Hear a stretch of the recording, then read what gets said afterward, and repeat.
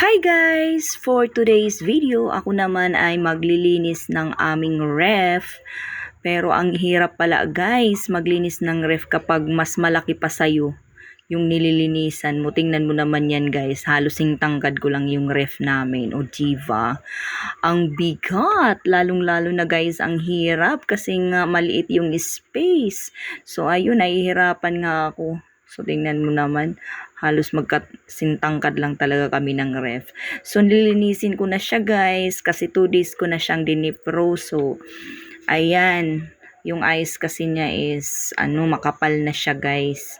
So kailangan ko na siyang linisin. So 2 months na siya since na nilinis ko. So ang kapal-kapal na ng ice niya. So ayan, nagsisimula na ako. So tinanggal ko na nga guys yung tubig na nasa likuran.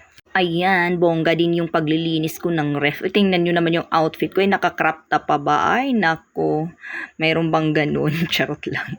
So, outfit ko yan talaga sa paglilinis. So, diba? My God, hirap na hirap ako dyan. No? Tingnan nyo naman, ang hirap talaga guys. Kasi mabigat talaga yung ref na yan. So, ayun, tingnan nyo naman yan. May malaking tuko. So, ay, takot nga ako, guys. So, hindi ko alam, may tuko pala sa bahay. Pero, naririnig ko na yan na, may sound like tuko. So, ayun na. Nasa likuran pala siya ng ref. So, tingnan nyo, ayun, kapal-kapal ng, ng dumi. So, kung makikita nyo, pati sa taas, nililinisan ko talaga. So, hindi ko naman kaya maglinis, guys, ng buong bahay ng isang araw lang. So, by sked talaga yan, guys. Ay, nabubulol na talaga ako. So, ayun. So, kung dyan lang banda yung linisan ko, dyan lang talaga kasi nakakapagod talaga. Yung ref pa nga lang yung lilinisin ko, eh. I'm sure mapapagod na ako, guys. Maliit lang yung bahay ko guys, pero aba, nakakapagod din maglinis So hindi ko kaya na buong araw ako ay maglilinis. So kalahating araw lang, morning lang talaga kasi magre-rest na ako sa hapon. So dati nga yung ginagawa ko, yung laging nagigising ng maaga. Kasi may inaasikaso din ako yung mga aso ko guys. Nagsasaing ako ng maaga. So, syempre, pagkaras ko magsaing, ayan na kung ano nang gagawin ko dyan, kung alin nang lilinisin. So, ayun, andun ako sa likuran ng ref. Napakahirap maglinis guys. Kasi napakasikip. Talaga yung space na yan ay para lang talaga sa ref. So, mahirap talaga siyang linisin. Tingnan mo ang kapal ng dumi, di ba? So, ayun guys, samahan nyo na lang ako sa aking paglilinis ng aking higanting ref. Ay, charot lang. Diba? Higanti talaga kasi sintangkad ko lang siya guys. So, mas matangkad pa nga yata yung ref sa akin. Ay, hindi naman yata. So, ayun, samahan nyo na lang ako at bibilisan ko ng maglinis para matapos agad guys.